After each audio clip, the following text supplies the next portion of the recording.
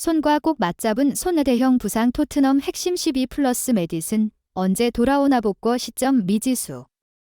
하스퍼웨이 연습장의 옅은 안개 속에서 손흥민 대장이 미키 반데 벤의 손을 꽉 붙잡은 모습은 단순한 동료애를 넘어서는 아무도 해명할 수 없는 가슴 아픈 수수께끼의 상징과도 같습니다. 우리는 그들이 다시 그린필드로 돌아와 팀의 완전한 힘을 가지고 올 수 있는 그날을 언제쯤 볼 수 있을까요?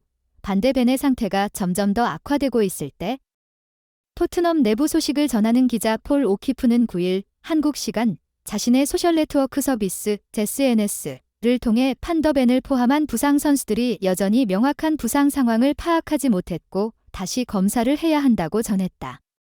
기자는 판더 벤이 이날 팀 훈련장인 호스퍼웨이에 있었다. 그리고 SNS상에 떠도는 손흥민과 판더 벤이 함께 있는 사진이 오늘 나온 것이다라며 하지만 여전히 판더 벤의 부상 정도에 대해 명확한 해답이 나오지 않았다라고 밝혔다. 판더 벤 외에도 페드로 포로, 히샤를리송, 그리고 제임스 메디슨도 이날 훈련에 불참했다. 토트넘은 7일 잉글랜드 런던에 위치한 토트넘 호스퍼 스타디움에서 열린 첼시와의 2023-24 시즌 프리미어리그 11라운드 홈 경기에서 1대4 충격적 참패를 당했다. 대안 쿨루세브스키의 행운의 골로 앞서갔으나 콜 팔머에게 페널티킥 동점골을 내주더니 니콜라스 잭슨에게 해트트릭을 허용해 무너졌다. 개막 후 리그 10경기에서 8승 2무 무패 행진을 달리던 토트넘은 첼시전에서 첫 패를 당했다. 앞서 맨체스터 시티가 본머스를 6대1로 꺾고 선두로 올라섰기 때문에 토트넘도 승리가 필요했지만 첼시에게 일격을 당하면서 8승 2무 1패, 승점 26으로 맨시티에 1점 뒤진 2위를 유지했다. 결과보다 큰 문제는 핵심 4인방을 한꺼번에 이를 위기에 처했다는 것이다. 이 경기에서만 퇴장자 2명이 나왔고 부상자도 2명이나 추가됐다. 센터백 크리스티안 로메로는 다이렉트 퇴장, 레프트백 데스티니 우도기는 경고 누적 퇴장을 당했고 또 다른 센터백 미키 판더 벤과 중원 핵심 제임스 메디슨이 부상으로 전반전에 교체 아웃됐다. 악재에 악재가 겹친 상황에서도 끝까지 라인을 내리지 않고 첼시에 맞불을 놨던 토트넘은 이번 경기 결과보다 당장 다음 울버햄프턴 원더러스 원정을 걱정해야 할 처지에 놓였다. 이날 토트넘은 4-3-3으로 나섰다. 굴리엘모 비카리오가 골문을 지켰다. 수비는 페드로 포로, 크리스티안 로메로, 미키 판더 벤, 데스티니 우도기가 맡았다. 중원에서는 이브 비수마, 파페사르, 제임스 메디슨이 호흡을 맞췄다. 최전방은 손흥민이 가운데에 서고 브레넌 존슨과 대안 쿨루세브스키가 좌우에 섰다. 시작은 좋았다. 전반 6분 만에 행운의 골이 터지면서 리드를 잡았다. 비수마가 오른쪽 측면에 위치한 쿨루세브스키에게 연결했다. 쿨루세브스키가 왼발로 먼 포스트를 노려 슈팅을 시도했다. 공이 첼시 수비수 리바이 코릴 등에 맞고 굴절돼 방향이 바뀌면서 골문 안으로 빨려 들어갔다. 이후 토트넘의 악재가 연이어 닥쳤다. 1대0으로 앞서던 전반 35분 로메로가 박스 안에서 반칙을 저질러 페널티킥을 내줬다. 로메로는 첼시 미드필더 엔소 페르난데스의 정강이를 발바닥으로 밟아 비디오 판독 VAR을 통해 다이렉트 퇴장당했고 토트넘은 팔머에게 실점했다. 1대1로 팽팽하던 전반 막판 메디슨과 판더 벤에 연달아 쓰러진 것이다. 메디슨은 전방 압박을 수행하다 홀로 그라운드 위에 쓰러졌다. 왼쪽 발목을 부여잡고 고통을 호소하며 한동안 일어나지 못한 메디슨은 경기장 위에서 치료를 받다가 밖으로 걸어나갔다.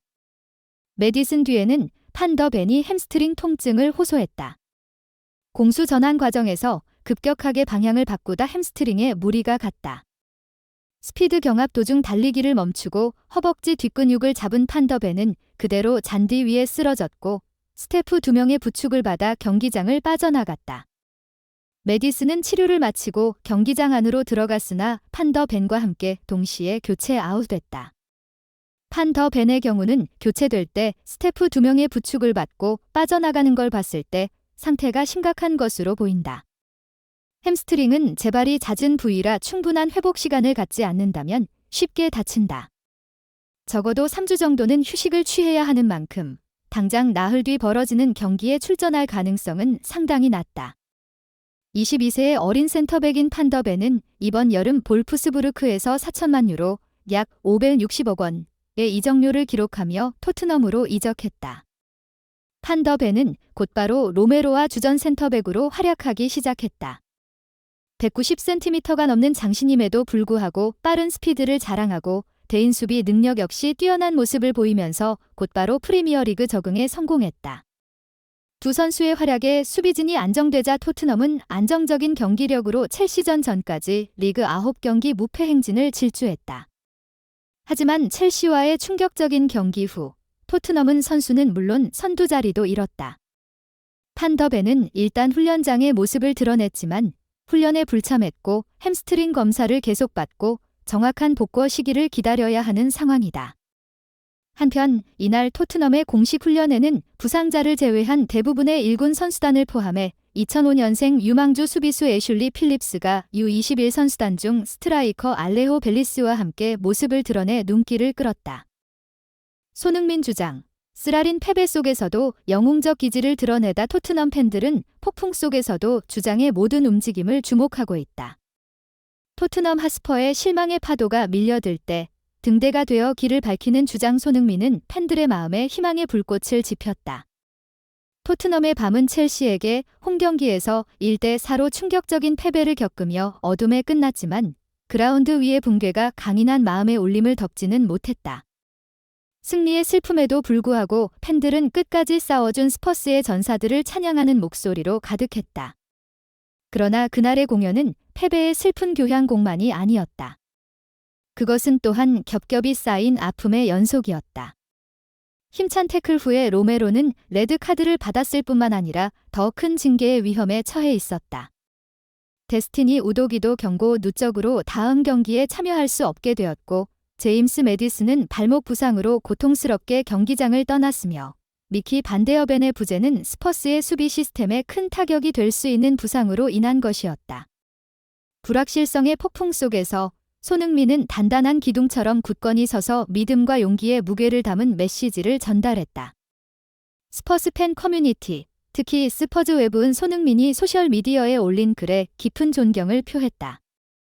첼시에게 당한 패배의 소용돌이 속에서 손흥민이 개인 인스타그램을 통해 전한 메시지는 마치 서약과도 같아 그와 팀이 단지 일어서는 것이 아니라 다시 폭발적으로 반격할 준비가 되어 있다는 것을 약속하는 것처럼 보였다. 손흥민의 메시지는 마음에서 울려 퍼지는 호소처럼 들렸다. 여러분의 응원 소리가 밤의 힘찬 교향곡처럼 들립니다. 그것은 우리의 영혼에 불을 지피고 걸음걸이에 힘을 더해 주었습니다. 맞습니다.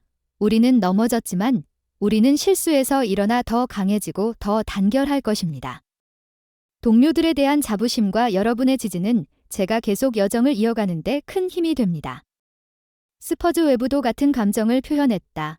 그것은 아마도 슬픈 멜로디가 깃든 잊을 수 없는 밤이 될 것입니다. 하지만 토트넘의 전사들은 이러한 시련의 순간들이 자신들의 강인함과 뜨거운 축구 사랑을 증명할 필요가 있습니다.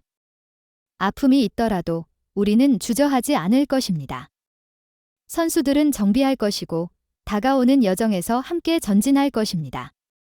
토트넘을 기다리는 다음 경기장은 울버햄프턴, 에스턴 빌라와의 연속된 경기들과 기대되는 맨체스터 시티와의 대결입니다. 각 경기는 불굴의 정신과 승리의 의지를 쓰는 새로운 역사의 페이지가 될 것입니다.